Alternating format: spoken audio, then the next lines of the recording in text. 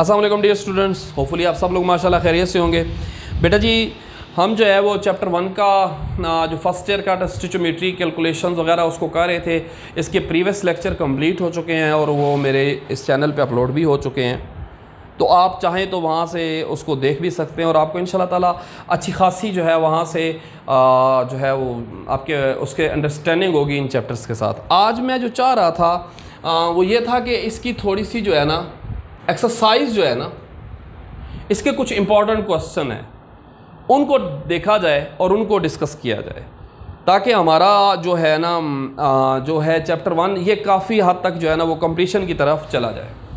तो एक मेरे क्वेश्चन इसका है जो इम्पोर्टेंट क्वेश्चन है वो ये है कि हमारे पास CHBr3 है जो लिक्विड है हमारे पास, और डेंसिटी जो हमारे पास इसने इसकी दी है वो है 2.89 ग्राम पर सेंटीमीटर क्यूब। ये इसकी डेंसिटी है, ठीक हो गया। अब वो कहता है कि आप इसके क्या करें, आप इसका वॉल्यूम फाइंड आउट करें।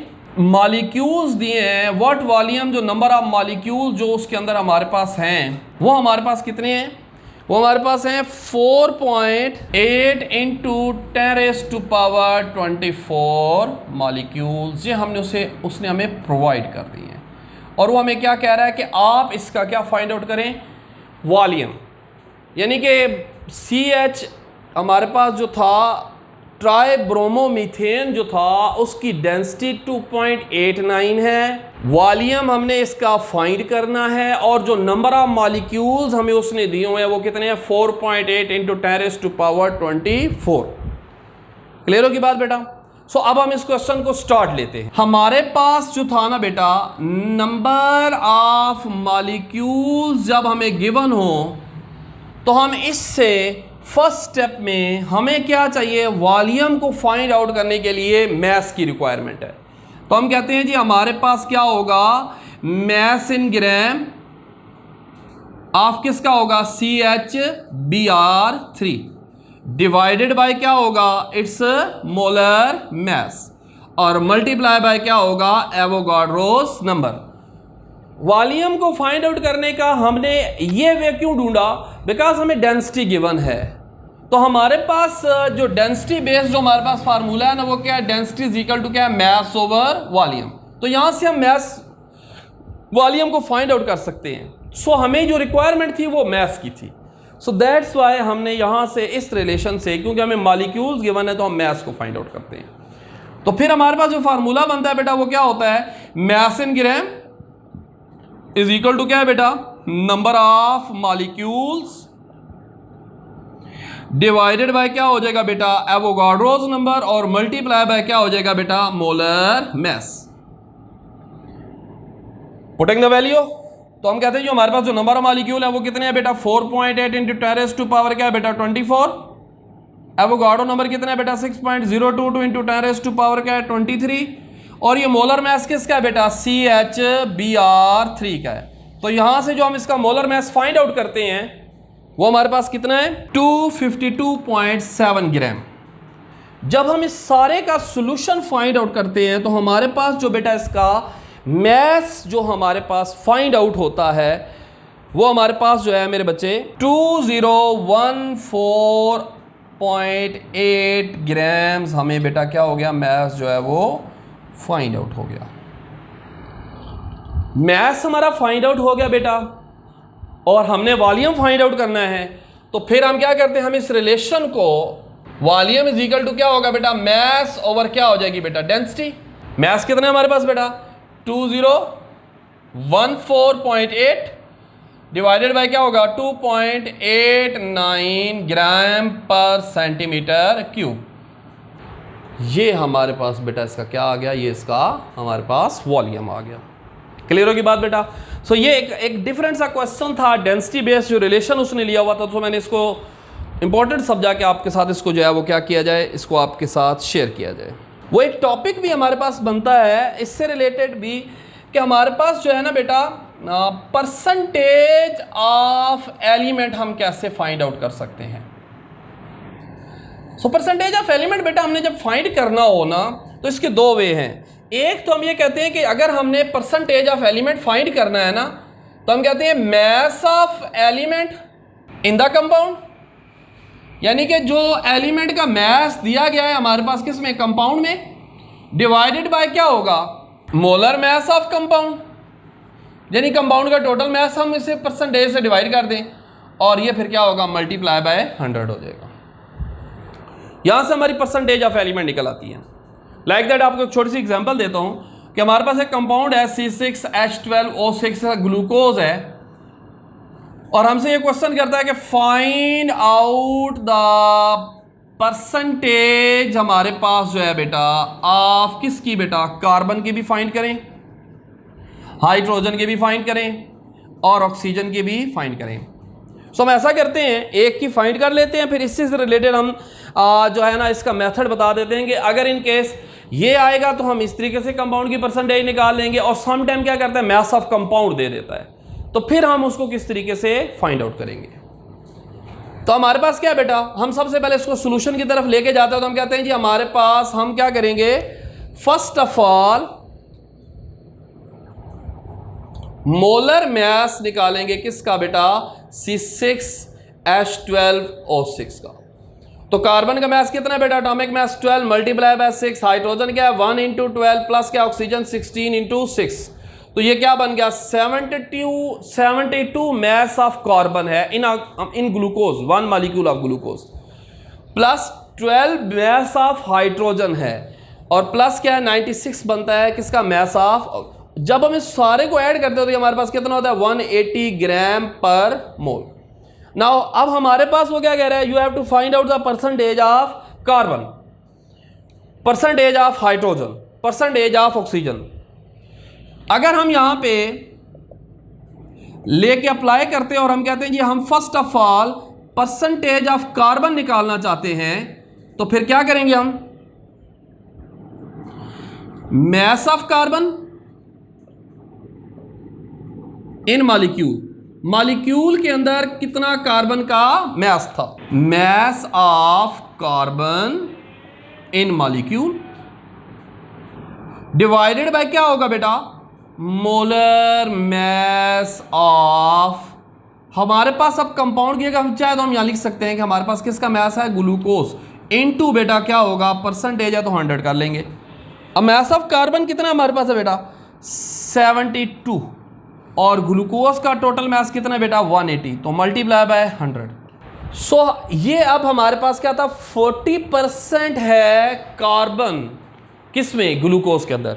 इसी तरह सेम वे में हम क्या कर सकते हैं, हाइड्रोजन भी फाइंड आउट कर सकते हैं और सेम वे में हम क्या कर सकते हैं, ऑक्सीजन भी फाइंड आउट कर सकते हैं। इसके साथ बेटा एक और मैं परसेंटेज यील्ड का आपको क्वेश्चन करवाना चाहता हूं, क्योंकि हम पहले भी टॉपिक में वैसे कर चुके हैं, लेकिन एक दफ़ा फिर क्योंकि एक्सरसाइज में चल रहे हैं तो चलें एक्सरसाइज का एक क्वेश्चन और आपसे सॉल्व करवा देता हूं, जिससे आपका जो है ना मेरे बच्चे थोड़ा सा यील्ड से रिलेटेड हमारे पास जो है ना वो क्लियर हो जाएगा। फर्स्ट ऑफ ऑल तो हमारे पास बेटा जब हम परसेंटेज यील्ड निकालते हैं ना, तो परसेंटेज यील्ड हमारे पास क्या होती है बेटा, एक्चुअल यील्ड डिवाइडेड बाय बेटा क्या होगा, थ्योरेटिकल यील्ड और मल्टीप्लाई बाय बेटा क्या हो जाएगा 100 होगा। ये हमारे पास जो है बेटा क्या थी, ये हमारे पास फार्मूला है जिसकी बेस के ऊपर हम क्या कर सकते हैं, जब भी हमारा कोई क्वेश्चन आएगा तो इसके अंदर हमें जो प्रोवाइडेड होती है वो क्या होती है, वो एक्चुअल यील्ड हमें गिवन होती है, ये हमें प्रोवाइडेड होती है।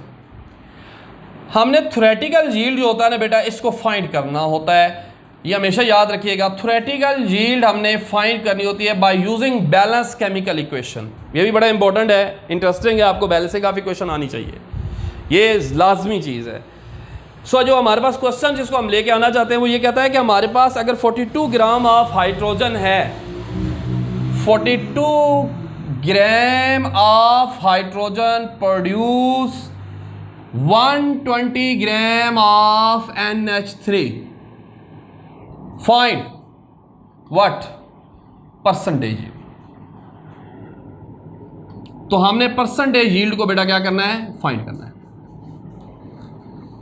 तो अब हमारे पास जो इक्वेशन बनती है, हम कहते हैं कि हमारे पास जो है एक्चुअली नाइट्रोजन हाइबर प्रोसेस है, nitrogen react with hydrogen and produce ammonia gas, NH3 produce करे।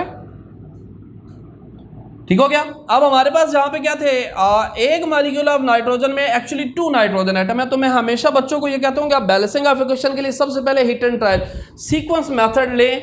बाकी जो छोटे छोटे हम इसके अंदर एडिशंस करते हैं ना, फ्रैक्शनल या वो साथ साथ ऐड होते जाते हैं, उसके खुद बहुत सेंस आना शुरू हो जाती है।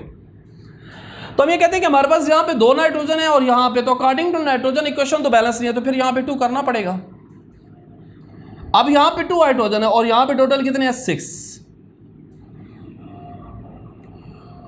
अब हमें मास किसका दिया हुआ है, हाइड्रोजन का, और वो कितना है 42 ग्राम। हमने अब क्या फाइंड आउट करनी है, एक्चुअल यील्ड। तो सबसे पहले क्या करेंगे, मास दिया हुआ है तो क्या करेंगे, नंबर ऑफ मोल्स ऑफ क्या फाइंड आउट करेंगे, हाइड्रोजन। तो फिर क्या होगा, मास इन ग्राम जो हमें गिवन है उसको हम किससे डिवाइड कर देंगे, मोलर मास से। हमें मास इन ग्राम कितना गिवन है, 42.0, और हाइड्रोजन का मास जो हमारे पास आता है वो ऑलमोस्ट 2.016 से, इसको राउंड ऑफ करके 2 लिखते हैं। सो यहां से हमारे पास क्या आ गया, 21 मोल्स आ गए हमारे पास किसके, हाइड्रोजन के। सो एक्चुअल यील्ड की तरफ हम जा रहे हैं। तो हमारा जो पहला स्टेप होगा वो क्या करेंगे, ये हमने मोल्स निकालने के बाद हम क्या करना चाहते हैं, हम moles of NH3 find out करते हैं by using balance chemical equation. तो हम रेशो बनाते हैं, हाइड्रोजन रेशो क्या होगा, NH3। मैं रेशो प्रोपोर्शन मेथड इसलिए प्रेफर कर रहा होता हूं कि आप इस मेथड को ज़्यादा से ज़्यादा सॉल्व करें। इससे आपका जो आप लोग जब इंटी टेस्ट में जाते हैं तो वहां भी क्वेश्चन सॉल्व करने के लिए बहुत ज़्यादा हेल्प करता है। तो 3 मोल्स प्रोड्यूस कर रहे हैं एक्चुअली 2 मोल्स, और इसके 21 मोल्स हमारे पास कितने प्रोड्यूस कर रहे हैं, X। तो ये क्या बन गया 3x, और ये क्या होगा 21/2। तो x इज इक्वल टू क्या हो गया 21 × 2/3। सो जो हमारे पास बेटा गिवन वैल्यू थी उससे हमारे पास जो अमोनिया के मोल्स आ रहे हैं वो कितने हैं, 14 मोल्स हैं। तो अब हम क्या करते हैं, हम अपना स्टेप 2 अप्लाई करते हैं। मैं इसको इसी बोर्ड के ऊपर सॉल्व करना चाहता हूँ ताकि आपके सारे के सारे जो स्टेप है ना वो इसी के ऊपर क्लियर हो। तो स्टेप 2 में हम क्या करेंगे, मास ऑफ अमोनिया निकालेंगे, और वो क्या होता है, मोल्स इनटू बेटा क्या हो जाता है, मोलर मास। मोल्स कितने हमारे पास है 14, और इसका मोलर मास कितना है बेटा 17। सो अब ये 238 ग्राम हमें क्या बता रहा है, 238 ग्राम हमें बता रहा है कि अगर according to equation, according to ideal condition, अगर हम 42 ग्राम ऑफ हाइड्रोजन लेंगे तो 238 ग्राम हमारे पास क्या प्रोड्यूस होना चाहिए, अमोनिया प्रोड्यूस होना चाहिए। लेकिन हमारे पास जो एक्चुअल यील्ड है वो हमारे पास जो है वो क्या आ रहा है, हम यहाँ पे देख रहे हैं कि हमारे पास जो एक्चुअल यील्ड आ रही है वो तो बहुत कम है, और वो हमारे पास आ रही है, एक्चुअल यील्ड थी हमारे पास 120 ग्राम ऑफ NH3। सो अब इस का हम परसेंटेज यील्ड जो है उसे बेटा फाइंड आउट करते हैं। तो थ्योरेटिकल यील्ड अभी हमने कितनी फाइंड की थी, थ्योरेटिकल यील्ड फाइंड की थी 238 ग्राम। तो परसेंटेज यील्ड के लिए आप फार्मूला अप्लाई किया, परसेंटेज यील्ड किसकी इक्वल होगी, एक्चुअल यील्ड डिवाइडेड बाय क्या हो गया बेटा, थ्योरेटिकल यील्ड